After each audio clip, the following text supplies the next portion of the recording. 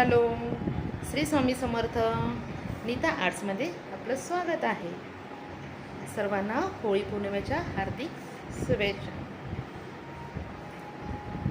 होळी पौर्णिमेच्या निमित्ताने सुंदर आज देवपूजासुद्धा झालेली आहे आणि आता संध्याकाळी मी जाणार आहे होळी पूजनासाठी. होळीला आपण हळदी कुंकू घेतोच, फुलं वाहतो, अगरबत्ती आहे, तुपाचा दिवा आणि हे पाणी. होळी पेटलेली असणारच, त्यामध्ये हे तूप थोडंसं कडवून म्हणजे तापून घेऊन जायचं आपल्याला आणि ते व्हायचे होळी पेटताना होळीमध्ये. म्हणजे जवस आहे, मूग, चणा डाळ, ही काळी उडीद आहेत, अख्खे तांदूळ आहे, लवंगा आहे 5, एक कापूर डेफिनेटली व्हायचाच हा महत्त्वाचा आहे, बाकी कमी जास्त असेल तरी चालेल. देन ही दालचिनी एक विलायची, खडीसाखर एक, हे जे ना काळे तीळ आहेत, जवस.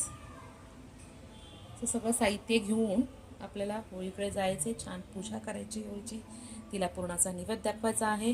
नारळ पण डेफिनेटली न्यायचा आहे, तो माझा किचनमध्ये राहिलेला आहे.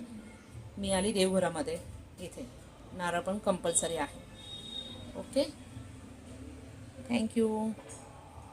श्री स्वामी समर्थ. होळी पौर्णिमेच्या हार्दिक शुभेच्छा.